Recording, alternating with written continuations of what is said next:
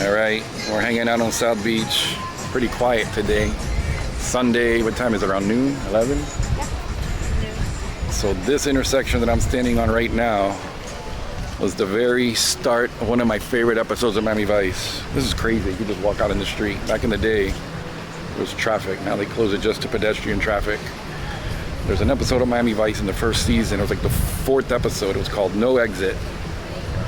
And it starred a real young, not well-known Bruce Willis.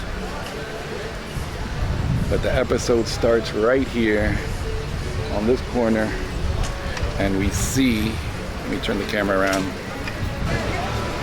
So the episode starts on the 2nd floor of that hotel, right in that corner room on the 2nd story. You see Lieutenant Castillo, which that was only his 2nd episode as lieutenant. He had just joined the show. Lieutenant Castillo and Gina are sitting up there looking out a side window. And right here in the little porch of this building, which in the episode was a retirement community, there's a lot of little old people sitting out there.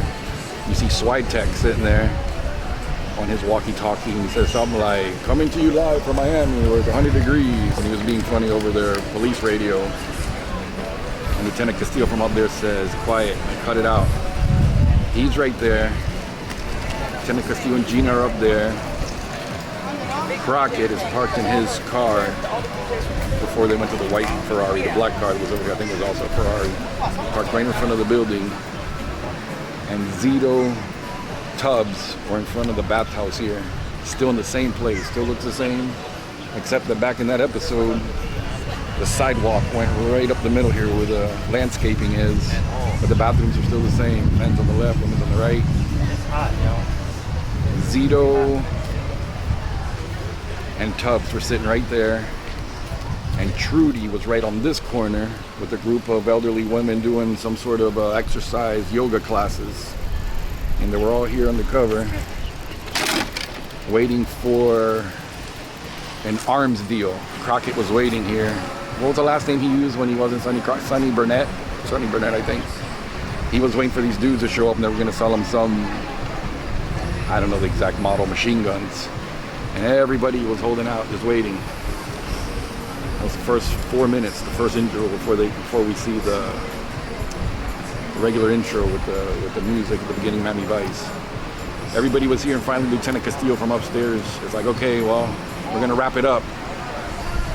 And camera angle, let me see if I can get over here. Trudy was right over here. And the group of about 10, 12 older women. Trudy was facing this way. And all the women were lined up facing this way. And it's really cool because even though they filmed the shots with different locations, you can still see everyone else in the background. And they show Trudy here with the old women doing their exercise. In the background, you can see Switek right there. Tubbs and Zito are right here sitting on a bench with some old dudes. And Gina and Castillo, Lieutenant Castillo were up there. Just as they're wrapping it up, Crockett comes around, makes a U-turn. He was gonna pick up Zito and Tubbs to take them back. It's funny because his car's a 2-seater, but he pulled up right here. And in the angle, I got pictures. You can see the side of this building on the left and that other one when the dudes show up. And like it usually does in Miami Vice, things didn't go up right. There's a big shootout. Their van is parked right over there. The guy gets in the van and starts shooting. And Tubbs was almost hit. In the beginning, it's pretty funny. He's going crazy, saying, "I don't like machine guns. I don't like machine guns." All that started right here. From here, we go over to the pink house that Bruce Willis lives in. That's when we first see Bruce Willis. He was like the big guy in charge. But he had bigger guns to sell, and he had those, they were like rocket launchers that shoot down airplanes. See if we can find some of those other locations. But it's pretty cool that everything here still looks the same.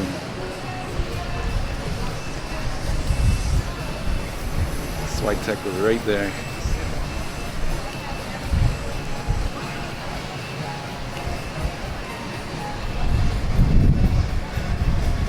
All right, try to find some of the other locations from that episode before before we leave this corner.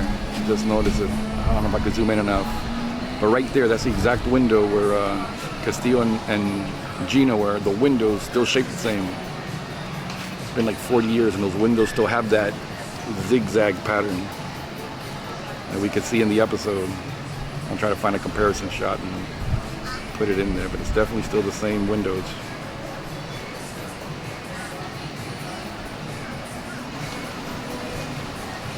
So after the arms deal goes bad down on South Beach, we see the outside of this house. This is Bruce Willis's house, Tony Amato. They show him coming down those stairs. And in that whole episode, he drives in a red Maserati, usually being driven. He has a driver. You see Bruce Willis and his wife come down those stairs. And they get in the red Maserati. The gate opens and they come out. And they drive here, they turn right and they head out. And as they're driving away, there's an unmarked plain white van parked right here in the corner. And Crockett, Tubbs, and I can remember the guy's name, Lester. I'm pretty sure it's Lester. The dude with the heavy Cuban accent. That's their like IT computer guy. They're sitting inside the van, and just outside of it, Zito's got like a weed eater, and he's cutting the grass over here, making it look like the van is a work van. As soon as Bruce Willis leaves from around the corner and the house is empty, Crockett, Tubbs, and Lester all run over to the door real quick and then go inside, and they know as soon as they open the door, they got 30 seconds to find the alarm box before the alarm goes off. So they go around the house, they show the inside of the house, a little circle that you see right there. I don't know if I could zoom in if it's in focus.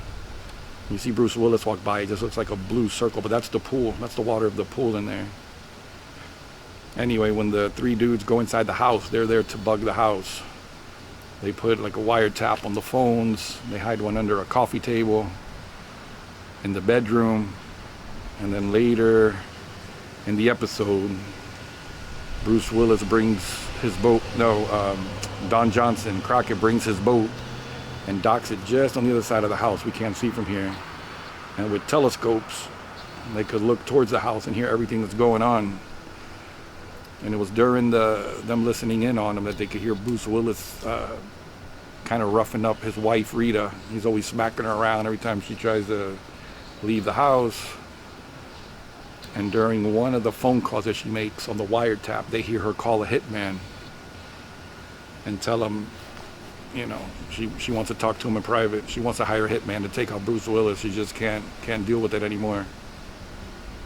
So Crockett realizes that, we just heard someone trying to hire someone to commit a murder. So our next stop will be where Rita decides to meet the hitman. It's down at a park not too far from here. And Crockett goes there to meet her, trying to make her believe that he's the actual hitman. But this house is seen a couple more times in the episode. They show the inside of it and around back. But this house has always been that pink color. It's in lots of magazines. You look up Pink House in Miami, you can see a lot of pictures. A lot of celebrities come here and famous models that take their pictures here. All right, we're on to the next spot where Crockett goes to meet Rita, make her think that he's the hitman. All right, so this is the part where Crockett comes to meet Rita after he hears her on the phone saying she wants to hire a hitman to kill Bruce Willis, to kill her husband. This was the spot where the hitman is supposed to meet Rita. And we see Don Johnson. I keep saying Crockett, but I think he refers himself as Sonny Burnett when he's undercover. But we see, Crockett come up this way. And the park has changed a little. But where he meets the hitman, it's right along this wall. It looks like it was definitely here. But it looks like there was a wall here that got knocked down. Back then the bathroom probably wasn't ADA capable, so they probably fixed that. But he meets the real hitman here. The guy looks at him, and Crockett shows him his badge and gives him the, hey, get out of here. So then the guy takes off, And then Don Johnson goes over to meet Rita, who was standing right over here on this corner. And he passes himself off as the hitman. These chains were still here. She was standing right on this corner. And he talks to her. Yep, that roof behind me looks the same. And he's talking to her right here, asking him if she wants to have her husband killed. And she says no. She goes, I want him to die, but not like this. She says, I can't do it. I can't go through with it. I'm sorry. And that's when he lets her know, hey, I'm not who you think I am. I'm a police officer. And he lets him know, and he lets Rita know that they've been watching Bruce Willis. I can't think what his character's name is. And that he's about to go down at any moment. And she won't have to worry for long. She tells him, no, you don't understand. He kills people. He has a way of getting away with things. And they're talking right here on this corner. And you can see this behind them. All that happened right here in Jose Marti Park. I think in the episode they even call it Jose Marti Park. Still looks the same. So we made it out to the park. It's actually a beach where Bruce Willis brings Tubbs to show him the rocket launchers that they have and test one out. In that scene, you see the Maserati that Bruce Willis drives come right up this street, and they drive right up on the sand. They go down by the water, and over here is where the other dudes that hang out with Bruce Willis, his posse that had the missiles in the cases, was sitting on rocks. We were trying to think if the rocks were just brought for the show, if they were here before, but they're too big to just be moved around. It's kind of like a continuation of those rocks that were down there. You can see the guy in the background sitting on some of the rocks. We walked back here and saw one. It kind of looks like the ones that were here, but they're all buried. That was almost 40 years ago, and all this is overgrown. And here's one of the rocks, and it lines up to where they would have been. There's probably more of them underneath all that. I'm gonna go out to the shoreline where they had the rocket launcher and they tested it out here, and all this lines up.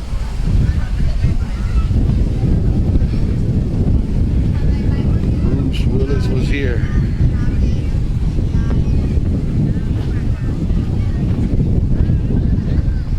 They came out here on the water, and if you watch that scene, you can tell that that rocket launcher must be something that was stock footage of a real military exercise, because the sky looked like this during the episode.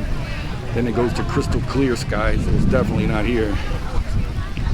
They were standing right around here. You can see that in the background.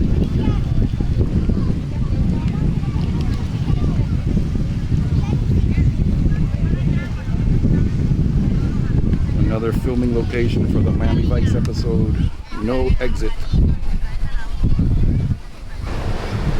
So it's right here in front of the Miami Courthouse where the climatic ending of No Exit, the Miami Vice episode, takes place. Very beginning of at the beginning of the scene, you see Crockett and Tubbs, Lieutenant Castillo, pull up right here with Bruce Willis, with Tony Amato. They had just arrested him, and they're walking up these stairs when they're met right around here by some agents saying, we have a court order for the immediate release of Tony Amato. And Tubbs says something like, but we haven't even arrested him yet. And they say, no, and you're not going to. And he looks over at the lieutenant, he goes, well, Lieutenant. Lieutenant Castillo starts reading the court order, and he says, give me the keys. And he says something like, he must be worth more to the agents than he is, arrested. So as they're handcuffing him, as they're uncuffing him, you see a taxi cab pull up right here, and it stops right around the corner over there by that light pole. And it's Rita, Tony Amato's wife. After all that abuse she's been taking, and they promised her that he'd be locked up for good after this, She starts running up these stairs and sees that they're taking the cuffs off of him. And he, after he gets uncuffed, looks back at her and he goes, "Oh, hey, Rita." And she says, "You're letting him go?" And she reaches into her bag and grabs a gun. And just as she's aiming it up at Bruce Willis, you see Don Johnson here on this corner come running down the stairs with both hands out, and he screams, "No!" And the scream pauses as you hear the gunshot go off. Bye-bye, Bruce Willis, Tony Amato. Excellent ending to an episode of Miami Vice, one of my favorites. We were up here this weekend for the Dolphin game, and I knew I wanted to do at least one episode of Miami Vice for YouTube, and I thought I was going to go with the pilot episode, the 2-hour episode that's called Brother's Keeper. There's a lot of locations around Miami for that one, good locations. And then I had another episode that I had saved, one called Evan, that I definitely want to visit all the locations, but for some reason went with this one, with the no exit episode. There's definitely a lot of material here to cover in Miami for Miami Vice episodes. And we'll conclude this video for the episode No Exit. Alright, we're out of here.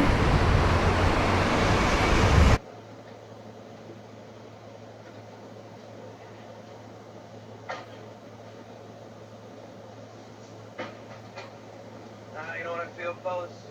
Relief. Things have been very tough lately. Been under a lot of pressure. It's gonna be like a nice little vacation. Not today, buddy. No. I have a court order for the release of I try to tell you, fellas, I got the juice.